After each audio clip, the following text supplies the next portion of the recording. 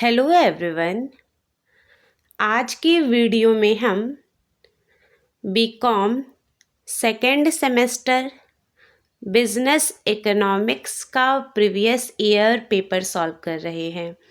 ये ध्यान रखिएगा, हम पेपर 2022-23 का पेपर सॉल्व कर रहे हैं।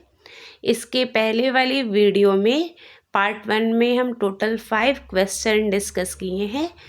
आगे का क्वेश्चन है क्वेश्चन नंबर 6। क्वेश्चन नंबर 5 हम आपको बता दिए हैं, ठीक है। Which of the following is not a property of an isoquant, ठीक है। आज क्वेश्चन नंबर 6 हम डिस्कस करने वाले हैं।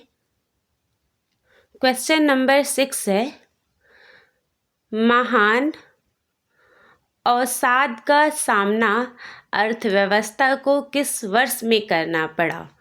Greatest depression suffered by economy in which year?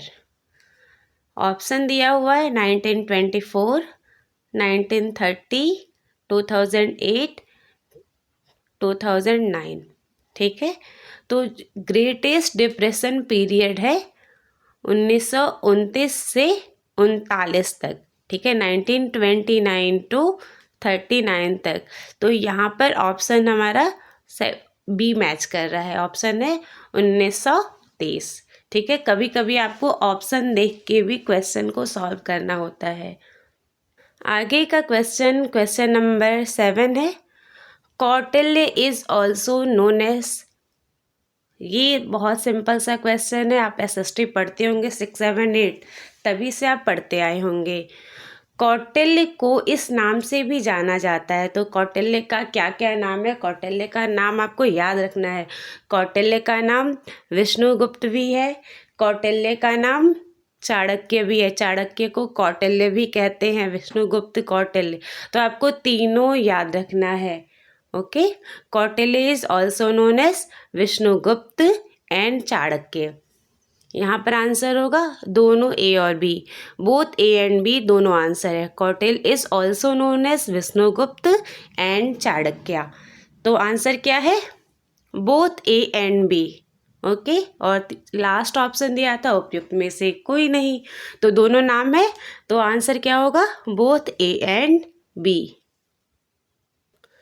आगे का क्वेश्चन नंबर 8 है, who is the writer of economics? ये भी सिंपल सा ही क्वेश्चन है, अर्थशास्त्र के रचयिता कौन है? तो अर्थशास्त्र के रचयिता कौन है? कौटिल्य हैं, ठीक है। अर्थशास्त्र के रचयिता कौन है? तो कौटिल्य है। ये वाला जो टॉपिक है यूनिट 1 में नया ऐड हुआ है, भारत के प्रसिद्ध अर्थशास्त्री, फेमस इकोनॉमिस्ट ऑफ इंडिया। ये टॉपिक आप लोग पढ़ लीजिएगा, यहाँ से क्वेश्चन आता है। ये चैप्टर 1 यूनिट 1 का ही क्वेश्चन है, ठीक है। तो अर्थशास्त्र के रचयिता कौन है? Who is the writer of economics? Kautilya. Next question है question number 9, who established the servant of Indian society? The servant of Indian society की स्थापना किसने की थी? तो आंसर क्या है? गोपाल कृष्ण गोखले।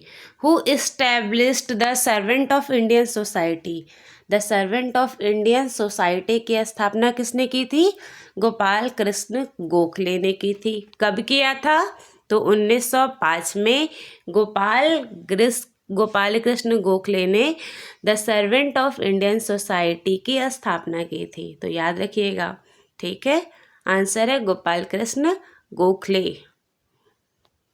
नेक्स्ट है question number 10, business economics is also known as.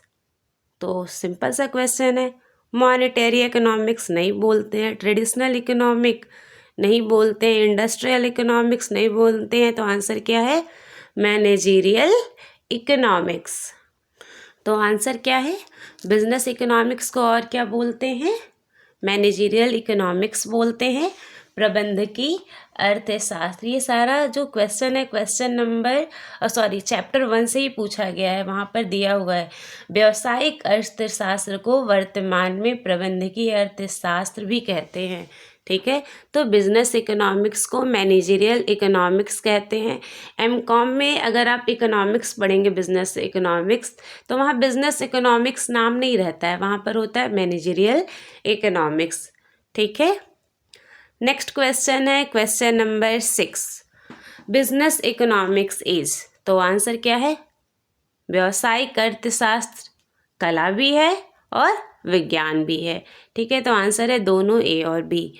Business economic is an art as well as science, तो आंसर है बोथ ए एंड बी। आपको पीडीएफ मेरे टेलीग्राम चैनल पर मिल जाएगा। आगे की वीडियो हम नेक्स्ट पार्ट 3 में अपलोड करेंगे। Thank you. और इसका पीडीएफ मेरे टेलीग्राम चैनल पर मिल जाएगा।